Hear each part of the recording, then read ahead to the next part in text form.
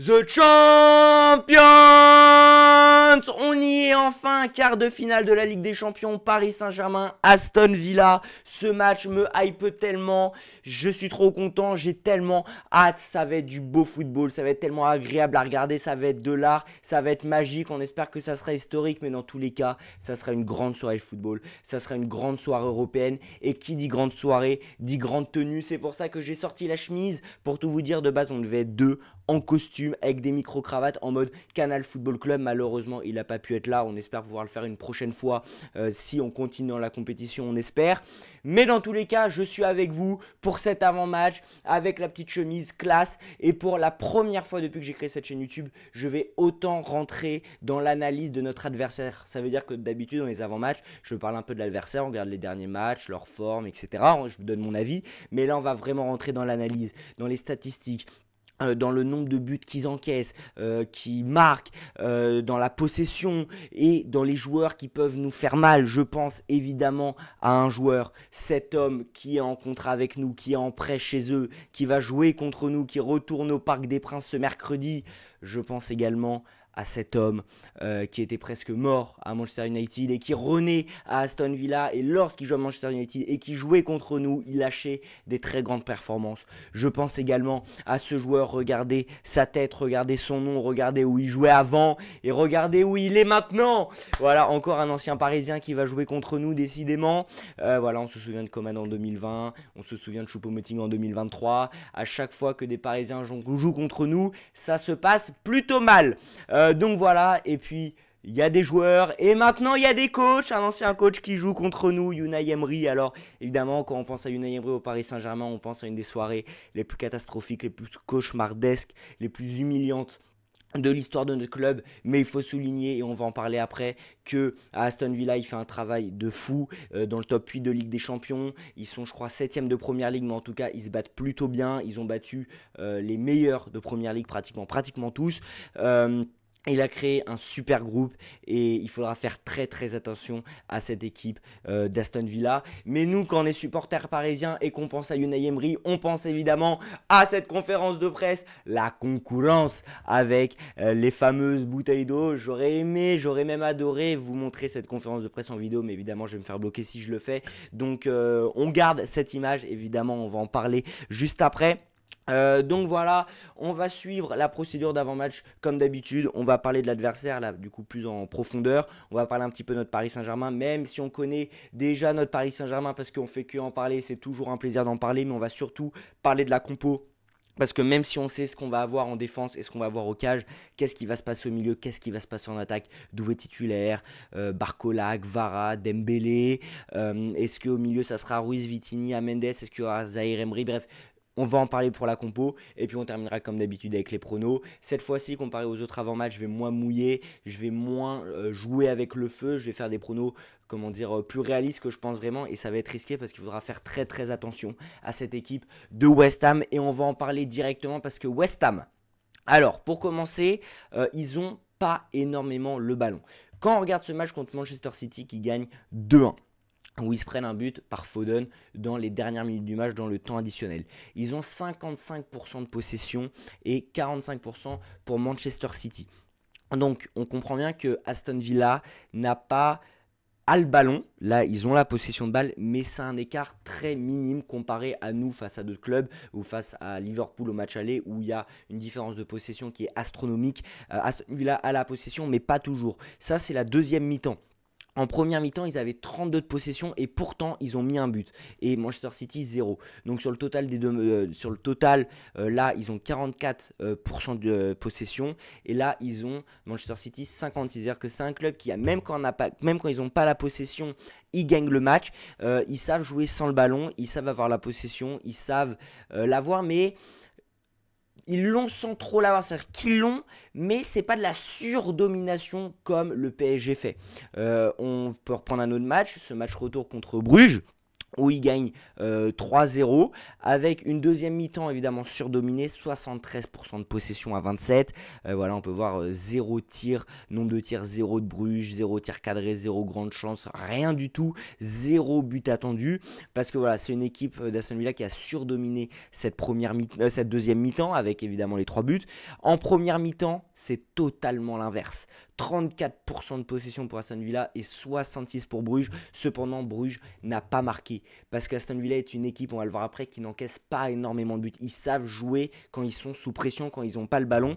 Et donc si on regarde le total du match, ça fait 53% de possession pour Aston Villa à 47% pour Bruges. Donc ce qu'on comprend, c'est qu'en résumé dans les matchs, Aston Villa a la possession, mais un tout petit peu, pas énormément. Si on prend ce match contre Nottingham Forest qui est quand même top 3 de première ligue, en deuxième mi-temps, Forest a 58% de possession, il marque un but, contrairement à Aston Villa qui en a 42.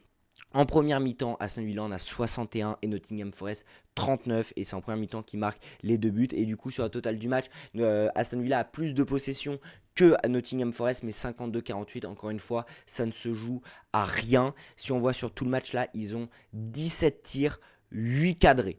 Sur le match contre Bruges, ils ont 14 tirs, 10 cadrés. C'est énorme.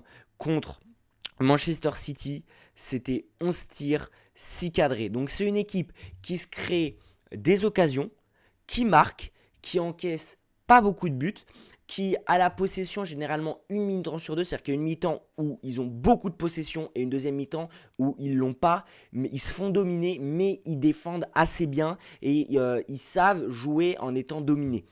Voilà, si on regarde du coup plus Aston Villa sur les derniers résultats, déjà c'est que des victoires. Là 2-1 contre Forest, ils se prennent un but. Contre Brighton, ils en prennent pas. Contre Preston, ils en prennent pas. Bon là c'est un match amicaux des clubs, je sais pas si on peut vraiment en parler parce que ça compte pas. Contre le club Bruges, ils s'en prennent pas. Contre Brentford, ils s'en prennent pas. Contre Bruges, ils s'en prennent 1. Contre Cardiff, ils s'en prennent 0. Bon là c'est le dernier tarif qu'ils ont pris. Ils ont pris 4 buts contre Crystal Palace, mais contre Chelsea, ils s'en prennent qu'un. Contre Liverpool, ils arrivent à avoir le match nul, alors que c'est une période où Liverpool jouait assez bien.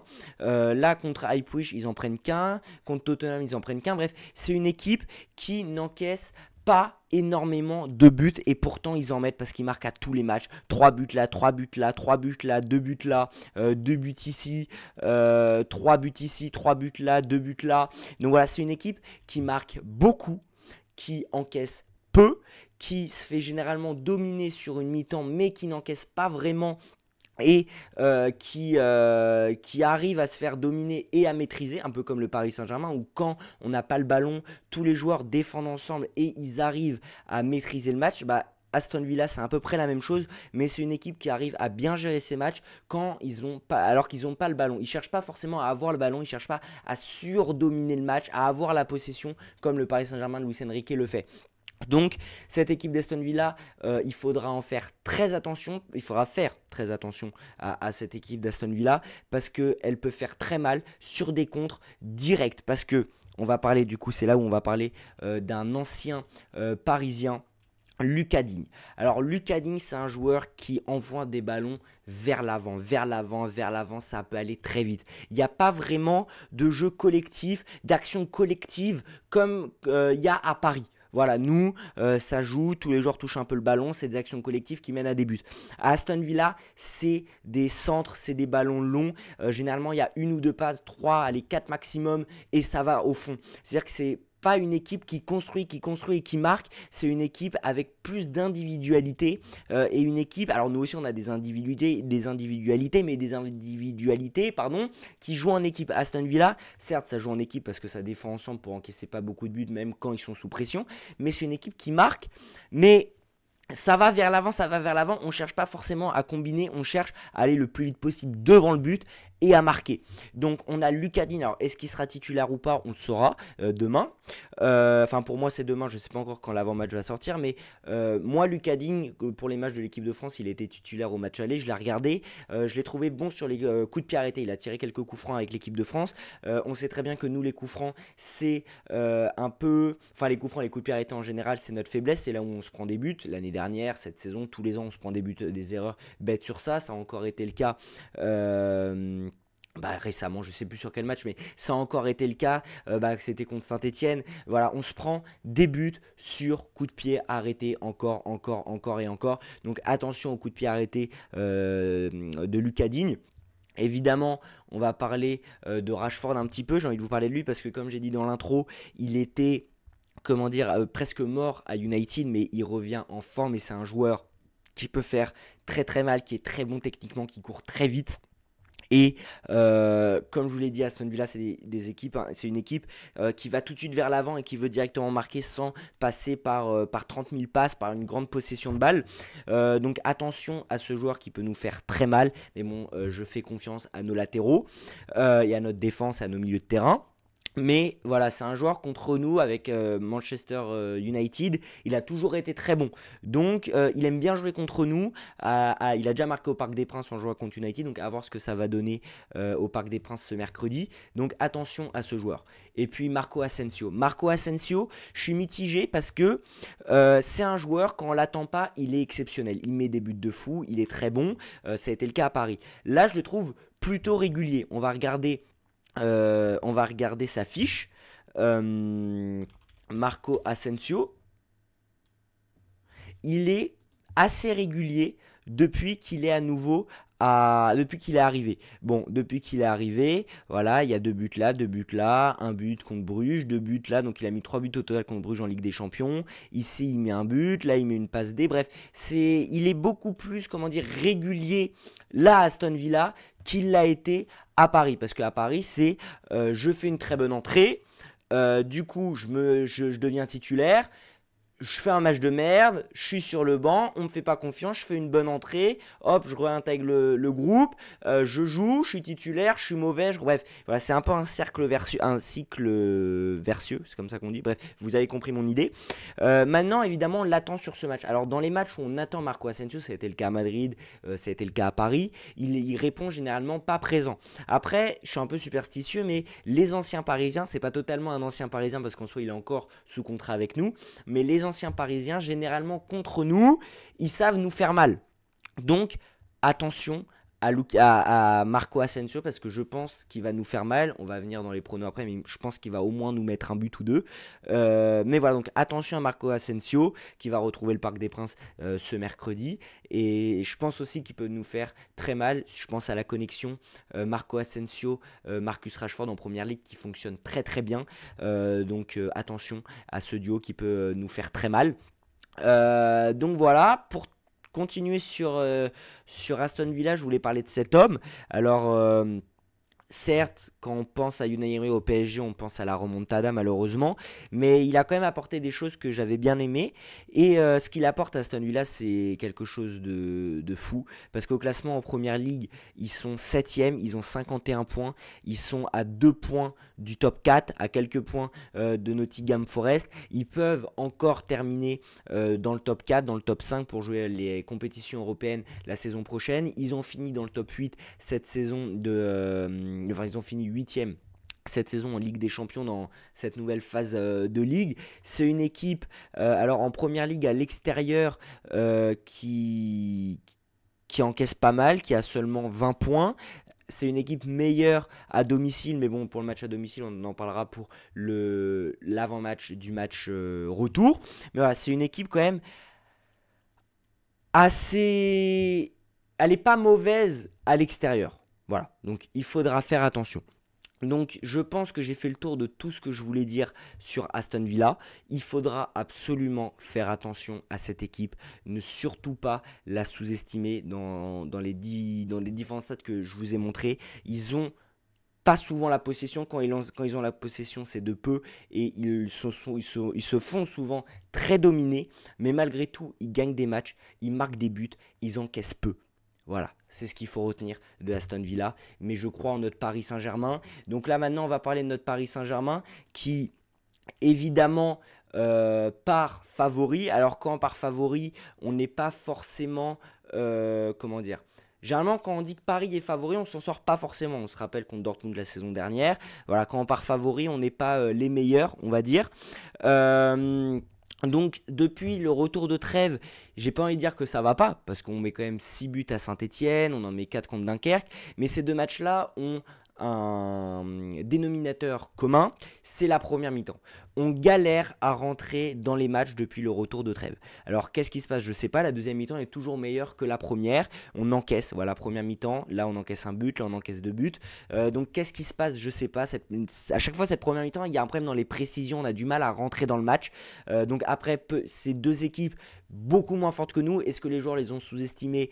Je ne peux pas l'affirmer parce que quand on connaît Luis Enrique, chaque adversaire, il faut les battre, il ne faut pas sous-estimer les adversaires. Donc qu'est-ce qui se passe dans la tête des joueurs sur ces deux matchs-là? Je sais pas, et même contre Angers, bon, Angers avait mis le bus, il faut le dire, il faut le rappeler, mais c'est quand même un match où les joueurs ne se sont pas donnés non plus à 100%. Donc qu'est-ce qui se passe? On ne sait pas. Évidemment, c'est un match de Ligue des Champions qui va se jouer contre Aston Villa, c'est pas un match de Ligue 1 contre le dernier, c'est pas un match de Coupe de France contre un club de Ligue 2, c'est pas un match contre encore de Ligue 1 contre un club en bas de classement, c'est un match de Ligue des Champions, un quart de finale contre un top club de Première Ligue qui réalise une très belle campagne européenne.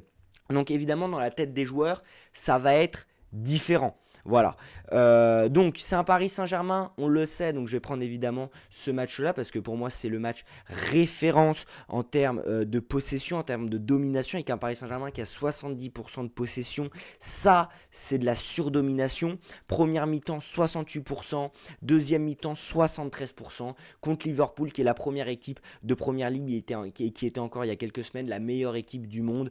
Voilà, évidemment c'est là où on prend un but sur une seule action, ce que Aston Villa ne concède pas, ou très très rarement. Aston Villa concède des buts mais très peu, et quand ils se font dominer ils savent bien défendre. Nous aussi on sait bien défendre, les joueurs défendent ensemble, on sait jouer quand on est sous pression, mais voilà, une frappe, une erreur, un but, et ça peut nous coûter très très cher, surtout à ce moment-là de la compétition contre Aston Villa.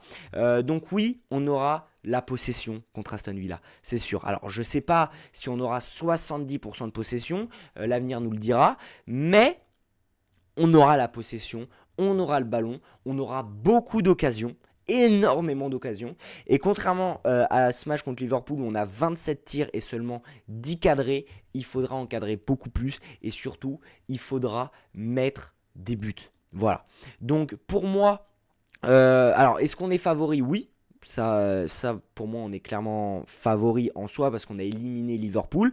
Après Aston Villa est une grande équipe, et donc ça c'est la compo probable d'Aston Villa.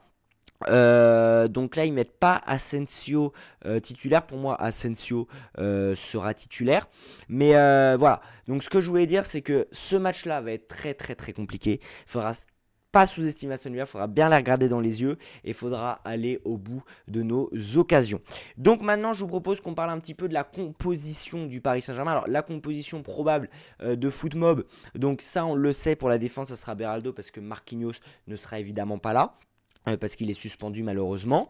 Donc Beraldo, je vais vous donner mon avis juste après.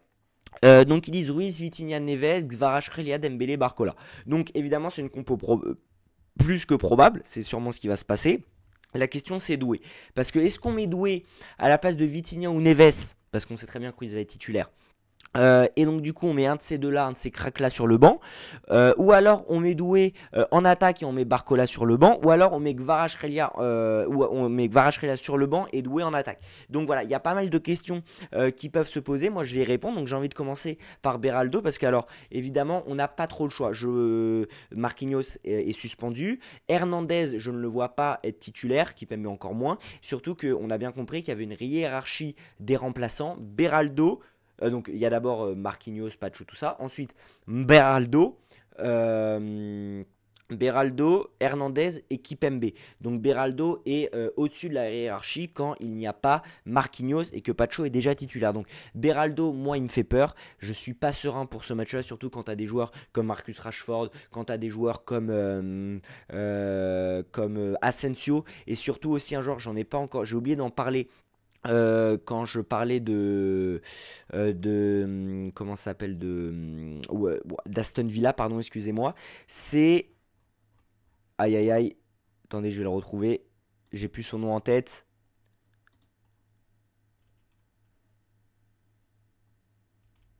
Ce joueur qui est très très bon, qui a 13 buts en première ligue cette saison, 6 passes décisives, qui est un très bon joueur et il faudra aussi faire très attention à lui. Donc voilà, donc pour revenir, j'ai un peu bégayé, pour revenir à Beraldo, voilà, ça me fait assez peur.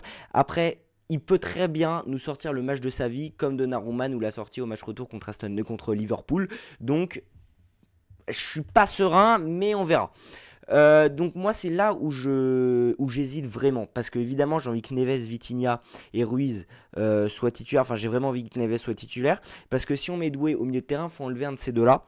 Alors certes, beaucoup me diront qu'il faudrait enlever Ruiz, mais on sait très bien que Ruiz sera titulaire. Donc pour moi, il faut enlever un de ces deux-là, et pour moi, j'ai envie d'en enlever aucun. Ensuite, là, t'as Kvaratskhelia qui est juste phénoménal, je n'ai pas envie de l'enlever. Doué, j'ai envie de le mettre parce qu'il est aussi phénoménal. Pour moi, il faut que son travail soit récompensé et qu'il soit titulaire. Mais mettre Barcola sur le banc, c'est pas non plus un truc qui est... Alors certes, il est moins sur le feu des projecteurs ces derniers temps, mais c'est quand même un joueur qui apporte beaucoup sur le terrain. Et... on l'a encore vu contre Angers, hein, quand il est rentré avec Dembélé, ça amenait de la vitesse, ça amenait de la créativité, ça amenait des choses qui manquaient alors qu'il n'était pas titulaire et qu'il n'était pas sur le terrain. Mais j'ai envie d'avoir Doué.